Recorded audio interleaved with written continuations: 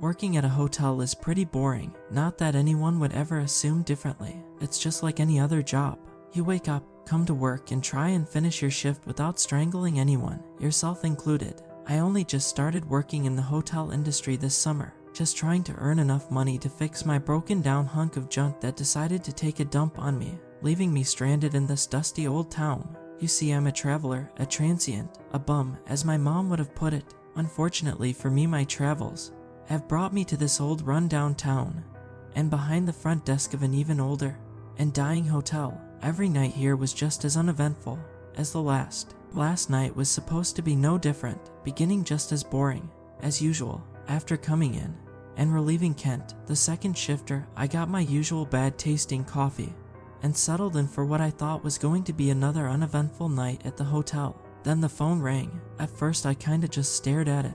I've never had to make a call, much less receive one from the hotel. I didn't even know the phone worked, honestly. After a few seconds I snapped myself out of it and picked up the phone. This is what I get paid to do after all. Thank you for calling the Monarch Hotel. This is Fontaine. How may I help you? I'm calling to reserve room 412. I'll be there shortly, a man's voice said back. Sir, I think you may have the wrong number. We don't have. I was cut off by a click at the other end of the line.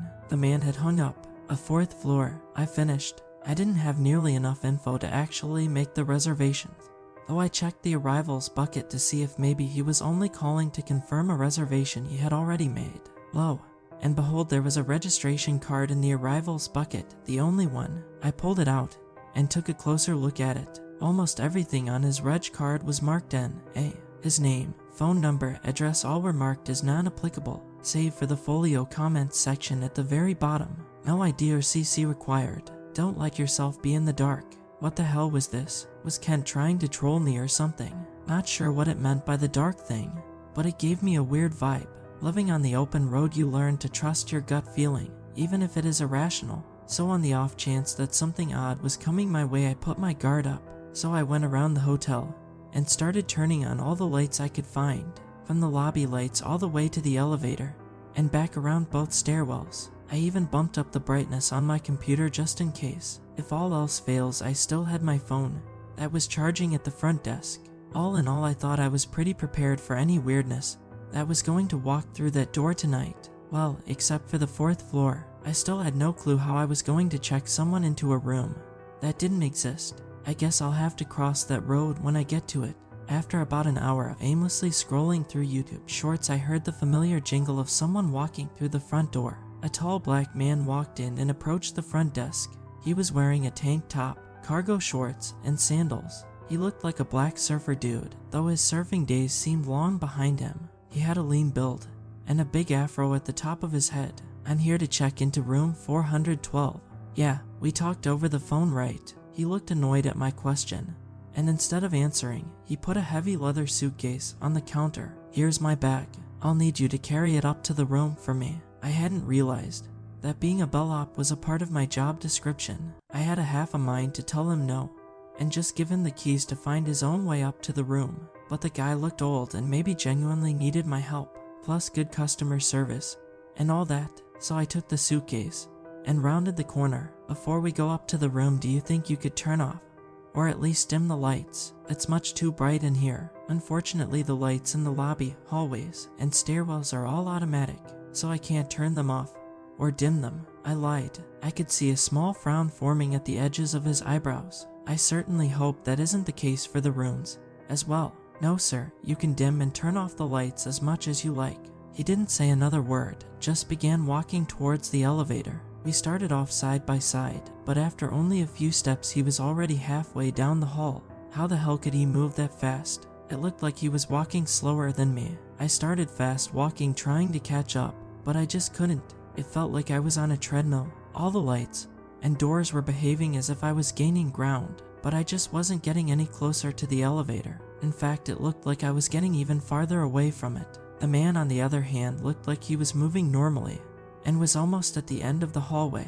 I stopped and looked back to see how far I had gotten and saw that I was only a quarter of the way down the hallway. This confused me, but what actually scared me was the flickering lobby lights at the front desk. They were flickering tirelessly, as if they were fighting to stay on, and then completely gave out. Then the lights at the end of the hallway did the same, and then a few more. I turned around and sprinted towards the elevator. Whatever the hell was happening definitely wasn't normal, and I sure as hell didn't want to find out what would happen if I got caught out in the darkness. As I ran through the hall, I could hear the bulbs buzz and flicker all around me. Some even burst out of their sockets, flinging shards of glass everywhere. As they went out one after the other behind me, I could feel the oppressive darkness nipping at my heels as I ran faster down the hallway. Still, the same illusion persisted in front of me. By this time, the man had already reached the elevator and was standing just outside of it. I could see the wide grin on his face as he watched me run to him.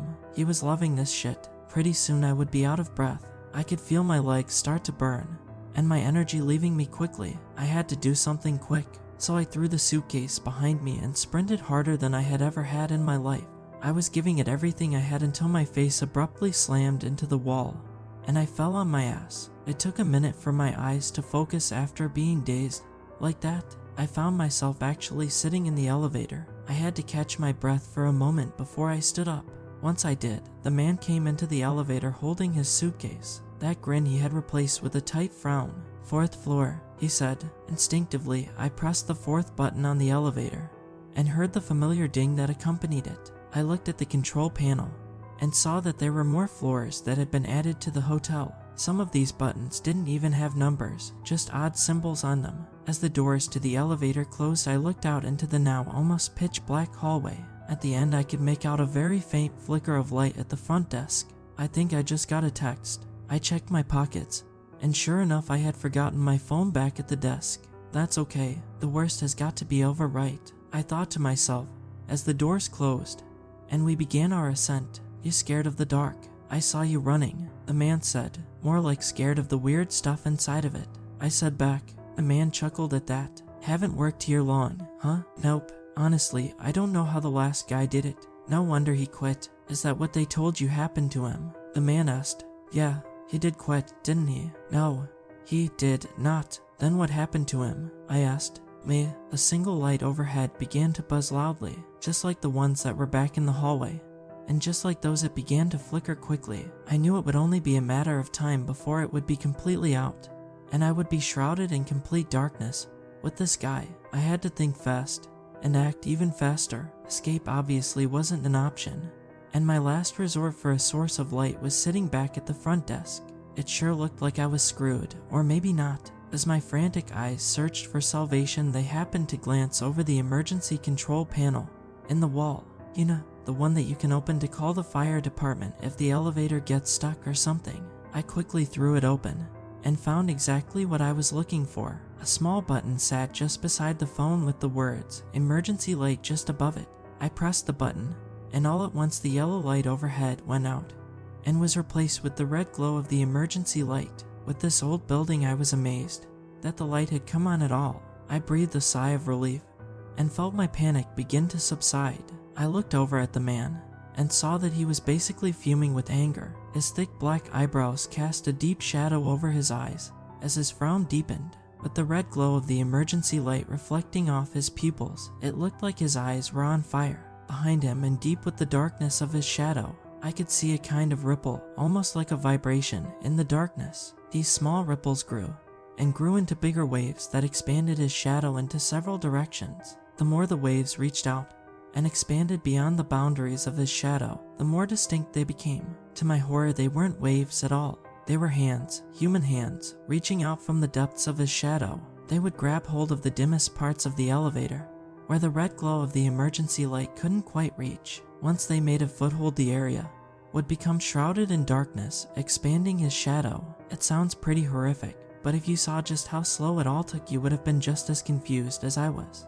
The shadows were moving like an inch at a time at the most, and the elevator wasn't small at all. I could fit like 2 luggage carts in there easily, so I wasn't exactly in any danger. Maybe if we were going to the 50th floor instead of the 4th, he had to have known this too, so in my mind I thought he was just pissed I had managed to survive and was just trying to scare me. Not gonna lie, I kind of felt bad for the guy. Him being a supernatural entity, or demon or whatever aside, it seemed like he had put a lot of effort into this whole killing me thing. So I kinda just crouched down, and near the emergency light, and shifted and shook a little bit like I was scared, and get this, the guy smiled when I did it too. God, the ego on this guy, Jesus. Peak customer service this was. After a couple more seconds of my superb acting, the elevator doors opened, and the light from the hallway washed away all of the impending shadows. To my surprise, the man offered me a hand to get up. I figured I was safe in the light, so I took it, and he led the way out into the hallway. Honestly, I was a bit disappointed. For a floor that shouldn't exist, it looked surprisingly normal. We got to his room, and I gave him the keys. When he opened the door, I could see that again. The inside was the exact same as the other rooms in the hotel. The first thing he did when he entered was turn off the lights. And I say turn off the lights in the loosest of terms. Once he hit the light switch, all the light in the room was completely washed out. It was like looking at a wall that had been painted in shades of Vanta black. It was basically two-dimensional at this point. Along the edges of the doorframe were the same waves I had seen in the elevator. Well, sir, you have a great night. If there's anything else you may need, please don't hesitate to call the front desk.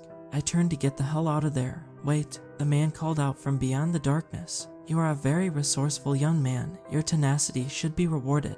A bundle of bills passed through the void. I could see that the entire bundle was all hundreds. He waved the bundle of cash at me in a beckoning manner. It's all yours, he said. I reached for the money, and when I did, he pulled his hand back so that more than half of the bundle was back inside the void of darkness. I could see the waves of black tendrils violently swirling at the edges of the bundle, like a tiger ready to pounce at the slightest of movement. No thank you, sir. Your thanks is thanks enough. I turned and walked away. It's been about 2 weeks since I checked in that darkness demon dude. I haven't had any new check-ins or anything like that since. Now, that's not to say that weird stuff hasn't been happening. Far from it, actually. I think enough stuff has happened to warrant another entry into whatever this is. Let's call it my web diary, or whatever. So a part of my job is doing nightly security walks. Not sure why, no one ever comes here really. Nonetheless, I have to walk through all the hallways and stairwells and do a perimeter check of the grounds as well. About a week ago, I was on one of these security walks, a perimeter check. I was walking by the garbage cans when I heard the voice of a small child giggling behind them. Now, before I tell you the rest, allow me to put a few things into perspective.